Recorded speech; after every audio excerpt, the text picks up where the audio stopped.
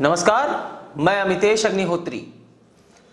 अपनी privacy policy को लेकर विवादों में आए व्हाट्सएप ने ऐलान किया है कि वो अपनी प्राइवेसी पॉलिसी को फिलहाल स्थगित करने जा रहा है।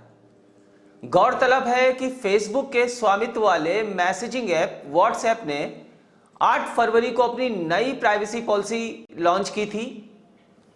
5 जनवरी से भारत में व्हाट्सएप का इस्तेमाल करने वाले यूजर्स की मोबाइल स्क्रीन पर एक मैसेज पॉपअप हो रहा था।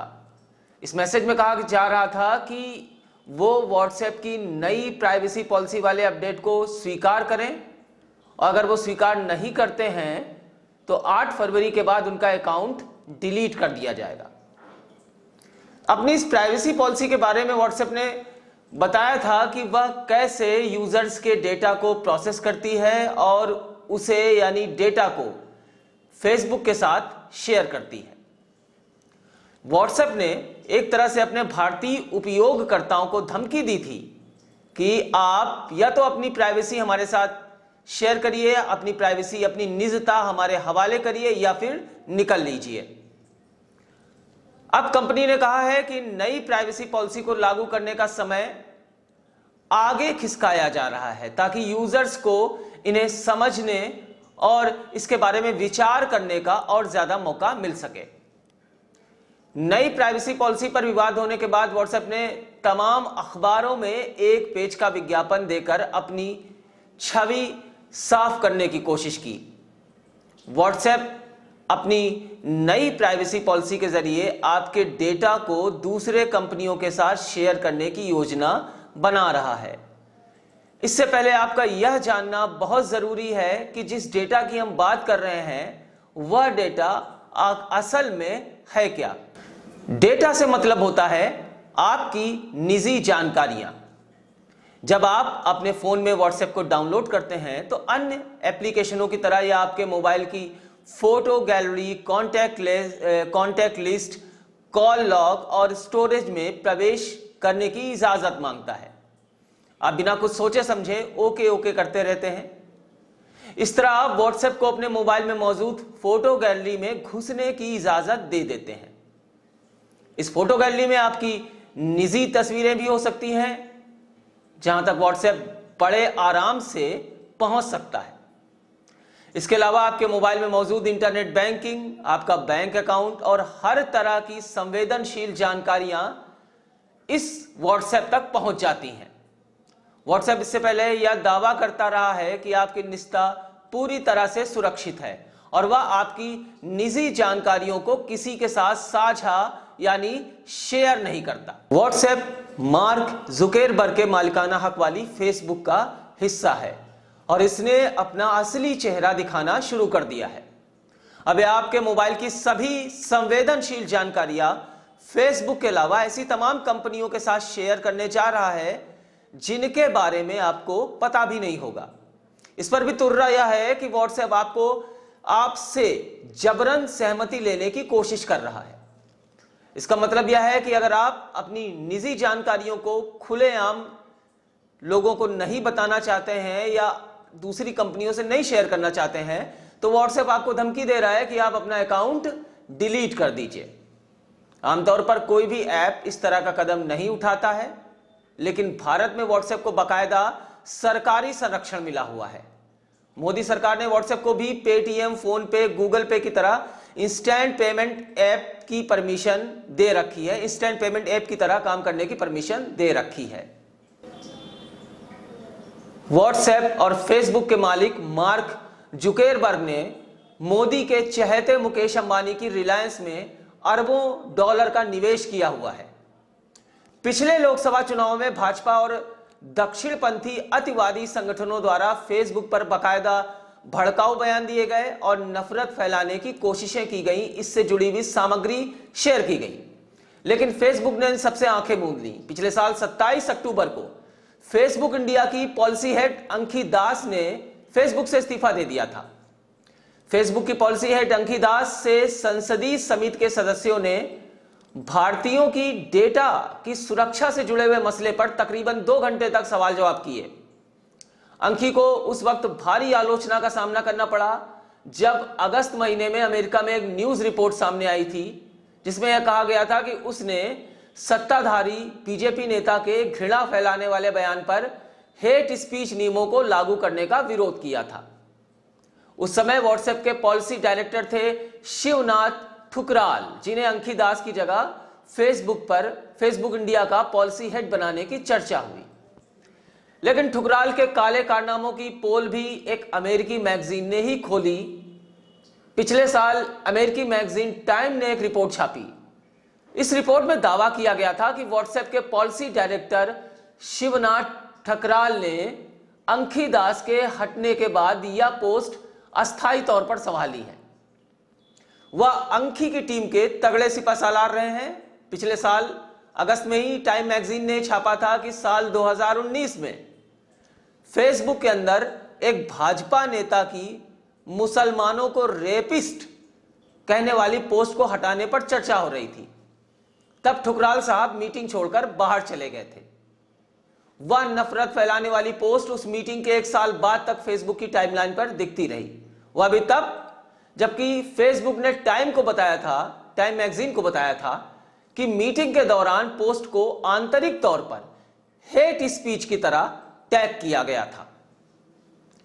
टाइम मैगजीन ने यह भी दावा किया है कि शिवनाथ ठुकराल ने साल 2014 के इलेक्शन के दौरान भाजपा के इलेक्शन कैंपेन में भी काम किया। मोदी सरकार पर कॉरपोरेट परस्ती के आरोप लगते रहे हैं। भारत में लोगों के डेटा की सुरक्षा से जुड़ा हुआ कोई कानून नहीं है। व्हाट्सएप लोगों से अपनी प्राइवेसी पॉलिसी स्वीकार करने के लिए जबरन सहमति ले रहा है। यह कुछ अंग्रेजों की ईस्ट इंडिया कंपनी के दौर की याद दिलाता है। साइबर कानून के विशेषज्ञों का मानना है कि आमतौर पर सोशल मीडिया ऐप्स यूजर्स को किसी अपडेट को स्वीकार करने या स्वीकार करने का विकल्प देते हैं। व्हाट्सएप की एक पुरानी पॉलिसी पिछले साल की है, पिछले साल जुलाई 2020 में अपडेट की गई। इस प्राइवेसी पॉलिसी में कहा गया था कि आपकी निजता का सम्मान करना हमारे डीएनए में है, यानी व्हाट्सएप के डीएनए में है। व्हाट्सएप ने इस बयान में आगे कहा था, अपनी इस पॉलिसी अपडेट में आगे कहा था, जो उसने पिछले साल जुलाई में लॉन्च की, कि जब से व्हाट्सएप बनाया गया है हमारा लक्ष्य है कि हम निजता के सिद्धांतों को ध्यान में रखते हुए ही अपनी सेवाओं का विस्तार करें।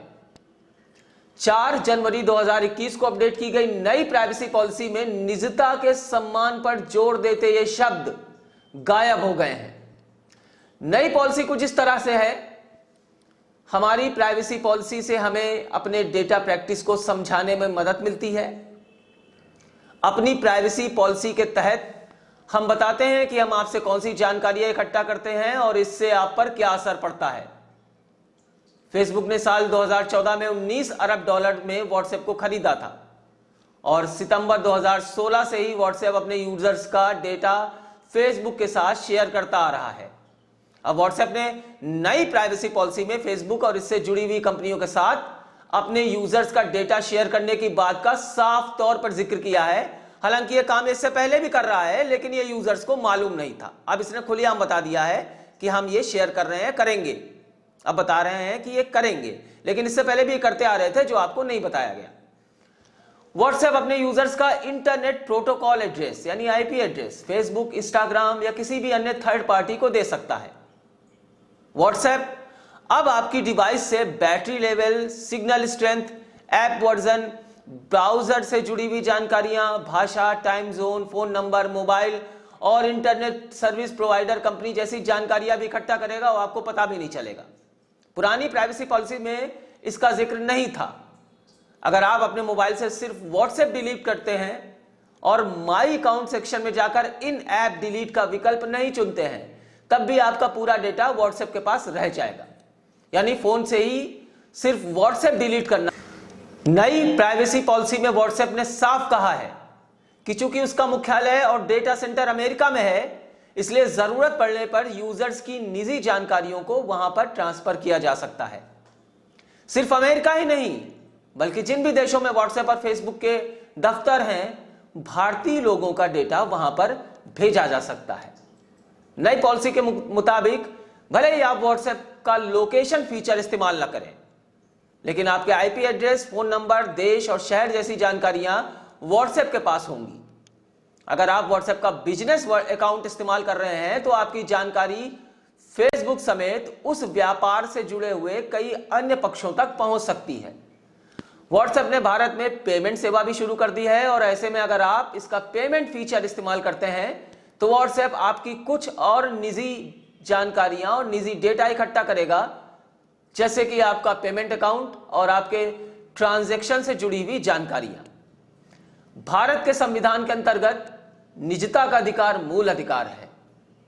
व्हाट्सएप की नई पॉलिसी भारतीयों की निजता का पूरी तरीके से हनन है। हालांकि कड़वा सच यह भी है कि भारत के वर्तमान कानून में व्हाट्सएप की इस नालायकी भरी बेईमानी पर रोक लगाने में सक्षम कोई भी ऐसा प्रावधान नहीं है, इस तरीके का कोई कानून भी नहीं है। इसके अलावा भारत में कभी भी जयचंदों और मीर जाफरों की कमी नहीं रही और व्हाट्सएप को भी ऐसे लोगों का संरक्षण मिल रहा है। भारत दुनिया का सबसे बड़ा बाजार है। 400 साल पहले यह बात अंग्रेजों की ईस्ट इंडिया कंपनी भी जानती थी और व्हाट्सएप सहित अमेरिकी कंपनियां भी यह बात बहुत ही अच्छे तरीके से जानती हैं। शातिर व्हाट्सएप यह भी जानता है कि भारत में लोगों की निजता पर सेंध लगाने से रोकने और डेटा प्रोटेक्शन से जुड़े हुए कोई भी ठोस कानूनों का, किसी भी तरीके के ठोस कानूनों का पूरी तरीके से अभाव है। भारत में एकमात्र एक कानून है जो पर्सनल डेटा प्रोटेक्शन और साइबर सुरक्षा पर कुछ हद तक नजर रखता है और वो कानून है सूचना प्रौद्योगिकी कानून यानी आईटी एक्ट 2000। दुर्भाग्य से भारत का आईटी एक्ट का सेक्शन 79 भी व्हाट्सएप जैसे सर्विस प्रोवाइडर्स के लिए काफी लचीला है। व्हाट्सएप की नई प्राइवेसी पॉलिसी आईटी एक्ट का उल्लंघन है। इस एक्ट के 2 सेक्शंस का तो सीधे तौर पर उल्लंघन है। यह 2 सेक्शंस हैं। पहला सेक्शन है information technology intermediary guidelines rules 2011 और दूसरा सेक्शन है information technology reasonable security practices and procedures and sensitive personal data of information rules 2011। WhatsApp एक अमेरिकी कंपनी है और इसका मुख्यालय अमेरिका के कैलिफोर्निया राज्य में है। व्हाट्सएप कहता है कि यह कैलिफोर्निया के कानूनों के अधीन है। वहीं भारत के आईटी एक्ट की धारा 1 और धारा 75 के अनुसार अगर कोई भी सर्विस प्रोवाइडर भारत के बाहर स्थित है लेकिन उसकी सेवाएं भारत में कंप्यूटर या मोबाइल पर भी उपलब्ध हैं तो वो भारतीय आईटी एक्ट के अंतर्गत आ जाएगा। इससे अब बात साफ हो जाती है कि व्हाट्सएप भारत के आईटी एक्ट के अंतर्गत आता है। दूसरी बात, व्हाट्सएप भारतीय आईटी एक्ट के अनुसार इंटरमीडिएरी की परिभाषा के दायरे में आता है। आईटी एक्ट की धारा 2 में इंटरमीडिएरीज को मोटे मोटे तौर पर परिभाषित किया गया है। इस परिभाषा में दूसरों का निजी डेटा एक्सेस करने वाले सर्विस प्रोवाइडर्स भी शामिल हैं। आईटी एक्ट के सेक्शन 79 के अनुसार इंटरमीडिएरीज को यूजर्स के डेटा का इस्तेमाल करते हुए पूरी सावधानी बरतनी होगी और डेटा को सुरक्षित रखने की जिम्मेदारी उन्हीं की होगी। वैसे व्हाट्सएप तो फिर भी लोगों की निजता में सेंधमारी करने से पहले हमें यह बता रहा है, लेकिन तमाम ऐप ऐसे भी हैं जो ये बताते तक भी नहीं और बड़े आराम से हमारी सारी जानकारियां चोरी किया करते हैं। चूंकि भारत में निजता की रक्षा करने वाले कानूनों का अभाव है, इसीलिए व्हाट्सएप जैसी कंपनियों का हमारे देश के नागरिकों को निशाना बनाना बड़ा आसान हो जाता है। ध्यान देने वाली बात यह है कि यूरोपीय देशों में जहां निजता की सुरक्षा से जुड़े हुए कानून काफी कड़े हैं, व्हाट्सएप उनका पालन करने के लिए मजबूर है और वहां पे व्हाट्सएप भीगी बिल्ली की तरह है। व्हाट्सएप अमेरिका, ब्राजील और यूरोपीय देशों के लिए अलग अलग पॉलिसीज का इस्तेमाल करता है। वहां के लिए इसकी नीतियां अलग हैं। वहीं भारत में यह किसी विशेष कानून का पालन करने के लिए बाध्य नजर नहीं आता, या यूं कहें कि बाध्य किया ही नहीं जाता। विकसित देश अपने नागरिकों की निजता को लेकर बहुत गंभीर रहते हैं और उनके कानूनों में दायरे में रहकर काम न करने वाले सर्विस प्रोवाइडर्स या एप्स को प्ले स्टोर में ही जगह नहीं मिलती। व्हाट्सएप के जरिए अगर किसी के निजी डेटा का गंभीर दुरुपयोग हो जाए तो वो अदालत में मुकदमा जरूर कर सकता है और इस मामले में आईटी एक्ट के तहत कार्रवाई हो सकती है। लेकिन व्हाट्सएप को लोगों के सामने डेटा को लेकर अपनी शर्तें रखने से रोके जाने के लिए, या यूं कहें कि शर्तें थोपे जाने से रोकने के लिए फिलहाल हमारे देश में कोई कानून नहीं है। ये शर्तें भी ऐसी हैं कि भारतीय नागरिकों की निजता सरे बाजार नीलाम की जा रही है। भारत में लोगों की निजी जानकारी मांगी जाती है और उनका व्यावसायिक दोहन किया जाता है, तो ऐसी प्रक्रिया को रोकने वाला कोई भी कानून नहीं है। सरकार इस बारे में सचेत भी नहीं है, सोचती भी नहीं है, शायद वह इसकी जरूरत भी नहीं समझती। भारत में हम अभी भी सैकड़ों साल पहले अंग्रेजों के बनाए गए कानूनों के सहारे हैं। हालांकि कुछ कानूनों में थोड़ा बहुत संशोधन जरूर किया गया है, लेकिन हमारा काम इन्हीं से चल जाता है और हम इन्हीं से काम चला रहे हैं।